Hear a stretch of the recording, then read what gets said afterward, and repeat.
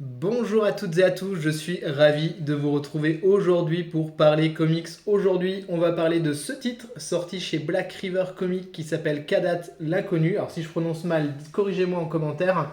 C'est une adaptation d'un roman de Lovecraft, quelque chose qui se passe dans les rêves. C'est écrit par Florentino Flores. Je vous épargne le nom des deux dessinateurs, je vous laisserai aller voir si ça vous intéresse. On est sur un titre qui fait 224 pages. On est sur un tarif à 19,90, qui est plutôt correct. On est sur le format classique des comics. C'est une adaptation donc d'un roman. Donc forcément, moi j'ai pas lu le roman, je vais pas vous mentir, hein. Et de quoi ça parle ce titre? Parce que c'est quand même sûrement ça qui va vous intéresser si vous êtes là. Donc on va suivre l'histoire de Randolph Carter. Alors tout de suite, vous voyez, ce style graphique-là est un petit peu particulier, hein. C'est un hommage à Little Nemo de Winsor McCay, mais la vraie patte graphique, c'est ça. D'accord? Il va y avoir à chaque fois, chaque chapitre sera intercoupé comme ça de cette petit hommage, cette petite référence à ce Little Nemo. Et ce qui permet de donner à la fois une petite bouffée d'oxygène et à la fois qui va apporter du sens tout au long du récit. Donc c'est plutôt malin, c'est plutôt bien trouvé, c'est un joli hommage. Donc voilà la patte graphique et on va suivre pendant tout ce titre-là Randolph Carter, ce personnage-là, qui va essayer d'atteindre Cadas, l'inconnu.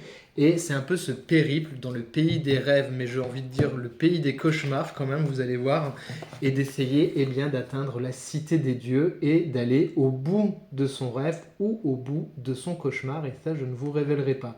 Donc voilà, l'intrigue, elle est assez simple entre guillemets, c'est une quête, c'est un périple, c'est vraiment la quête dans ce qu'elle a de plus classique. Pour ça, il va être accompagné d'un petit chat comme ça tout le long, c'est plutôt bien senti, ça marche bien. De ce que j'ai lu sur les internets, donc c'est une adaptation qui permet voilà, aux scénaristes de mettre quelque chose de plus fluide dans la narration. Et effectivement, ça marche plutôt bien. C'est quelque chose que j'ai apprécié, parce que j'avais un peu d'appréhension sur un gros pavé comme ça, dans l'univers de Lovecraft. Je me suis dit, ça peut peut-être être un petit peu lourd. Et pour le coup, en termes de narration, ça marche plutôt bien, même si l'univers, vous le voyez, il est quand même assez dense, assez balèze, assez sombre.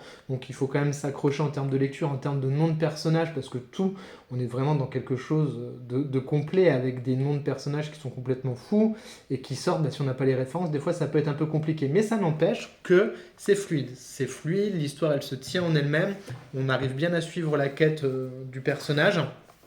Et c'est plutôt bien chapitré. C'est bien chapitré dans le sens où il n'y a pas vraiment de temps mort. On arrive facilement à suivre tout ce qui est proposé en termes de narration et de péripéties. Et ça m'a fait beaucoup penser un petit peu à ces jeux de rôle japonais. Vous savez, vous avez un chapitre, il y a un nouvel ennemi ou un nouveau personnage ou une nouvelle quête, et bam, bam, bam, ça se résout comme ça sur un premier chapitre, tout en suivant la quête principale. Je trouve que la rythmique, elle est un petit peu comme ça, tout au long de ce cadastre l'inconnu, et ça marche bien. Voilà, même si par moment, il y a des trucs, on s'y perd un petit peu, parce qu'on se dit, mais attends, c'est quoi le rapport avec ci, avec ça? Mais c'est également une plongée dans les rêves, une plongée dans les cauchemars, et donc voilà, ça vient un petit peu embrouiller, comme quand on est en train de rêver ou en train de cauchemarder. En termes de dessin, moi j'ai trouvé ça plutôt d'à propos. J'ai trouvé que ça fonctionnait bien avec les thématiques proposées et avec l'histoire. J'ai lu pareil sur les internets que c'était peut-être pas, le dessin était peut-être pas fameux. Très honnêtement, je trouve que ça fonctionne plutôt pas mal, ces aplats noirs, ces espèces d'ombrage comme ça, ces gros crayonnés un peu gras. On est dans un monde de cauchemar, un monde glauque, on est dans l'univers de Lovecraft.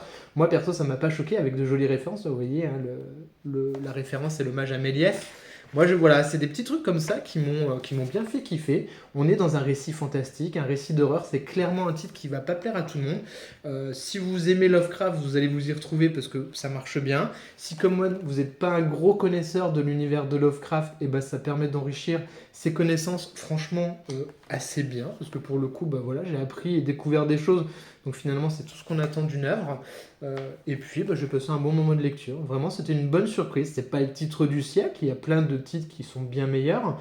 Mais voilà, si vous avez l'occasion de tomber dessus, feuilletez-le un petit peu pour voir si ça peut vous convenir. Ce chapitre-là, je l'ai particulièrement adoré. J'ai vraiment adoré ce chapitre. Il est vraiment cool. Peut-être parce qu'il y a un petit peu de coquinou dedans, mais voilà, j'ai trouvé que voilà, ça marchait bien.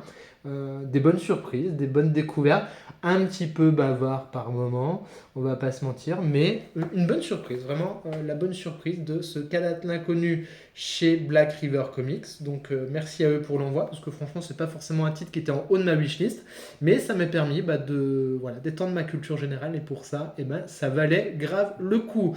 N'hésitez pas à me dire en commentaire si c'est un titre que vous avez lu ou qui vous fait envie.